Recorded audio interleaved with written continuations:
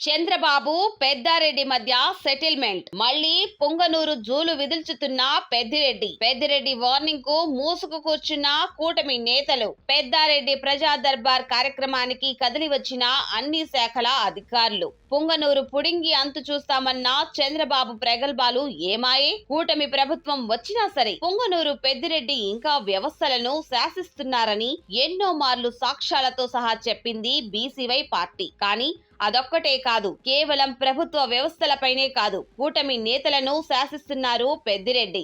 ఒకనాడు కుప్పంలో చంద్రబాబు ఎలా గెలుస్తాడో చూస్తానంటూ ఛాలెంజ్ చేసిన వ్యక్తి పెద్దిరెడ్డి. ఎప్పుడు Z+ కేటగిరీ సెక్యూరిటీతో, NSG కమాండ్లతో తన నియోజకవర్గంలో దర్జాగా తిరిగే చంద్రబాబు వైఎస్ జగన్ హయాంలో తన నియోజకవర్గంలోనే అడుగు పెట్టలేని పరిస్థితికి తీసుకొచ్చారు పెద్దారెడ్డి. ఆనాడు రోడ్డుపై కూర్చొని తన నియోజకవర్గానికే వెళ్లనివ్వవా పెద్దారెడ్డి అని చంద్రబాబు ఆక్రోశించారు. ఎన్నికల సమయంలో పదే పెద్దిరెడ్డిని టార్గెట్ చేస్తూ నియోజకవర్గంలో పెద్దిరెడ్డి అవినీతి అక్రమాలపై అంతెత్తున గొంతు చించుకున్నారు. గ్రానైట్ అక్రమ క్వారీలతో రోజుకు కనీసం 10 కోట్ల రూపాయలు అక్రమంగా సంపాదిస్తున్నారంటూ పెద్దిరెడ్డిపై అప్పటి చీఫ్ సెక్రటరీకి కూడా లెటర్ రాశారు. నియోజకవర్గంలో అక్రమ క్వారీపై NCT వరకు వెళ్లారు చంద్రబాబు. ఎన్నికల ప్రచారంలో పుంగనూరు పుడింగి సంగతి చూస్తానంటూ అనేక సార్లు వీరాలు పలికారు. ఇక లోకల్ టీడీపీ నేతలనైతే ఒక ఆట ఆడుకున్నారు పెద్దిరెడ్డి. ఒక్కడి దెబ్బకు కేడర్ అంతా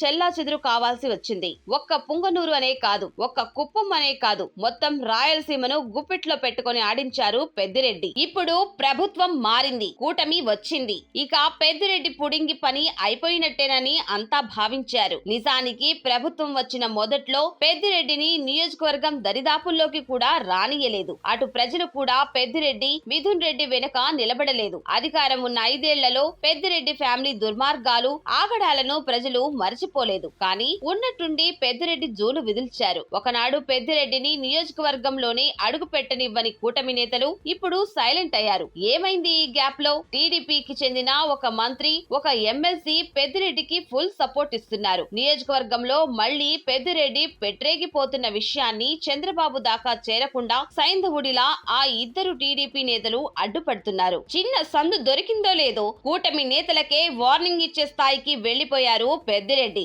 నియోజకవర్గంలో ప్రభుత్వ శాఖలను మళ్లీ తన గుప్పెట్లోకి తీసుకున్నారు. మున్సిపల్ ఆఫీసులో పెట్టిన ప్రజా దర్బార్ కు అన్ని శాఖల అధికారులు పెద్దిరెడ్డి ముందు చేతులు కట్టుకొని నిలబడ్డారు. అయితే పెద్దిరెడ్డి సంగతి చంద్రబాబుకు తెలియకుండా ఉంటుందా అన్నది అనుమానమే. పేరుకే ఒక ఎమ్మెల్సీ, ఒక మంత్రి అడ్డుపడుతున్నారని చెబుతున్నా చంద్రబాబు పెద్దిరెడ్డి మధ్య సెటిల్మెంట్ జరిగినట్టు తెలుస్తోంది. అందుకే ప్రభుత్వ అధికారులంతా పెద్దిరెడ్డి ఇచ్చిన ఒక్క కమాండ్ కు క్యూ కట్టి నిల్చున్నారు. పెద్దిరెడ్డి 2 పడవల మీద ప్రయాణం సంగతి వైఎస్ జగన్ కు తెలిసిపోయింది. చంద్రబాబుతో పెద్దిరెడ్డికి రహస్య ములాఖతులు జరుగుతున్నాయని అర్థమవుతూనే ఉంది. అందుకే జగన్ దూరం పెట్టారు. ఏటొచ్చి అన్యాయం అవుతున్నది కూటమి నేతలే అని అంటుంది బీసీవై పార్టీ. మొన్నటి దాకా పెద్దిరెడ్డితో కేసులు పెట్టించుకొని ఎదురు తిరిగి పోరాడిన వాళ్లంతా చేతిలో అధికారం ఉన్నా సరే చేతులు కట్టుకొని నిల్చుంటున్నారని వ్యాఖ్యానించారు బీసీవై పార్టీ అధినేత బోడె రామచంద్ర యాదవ్.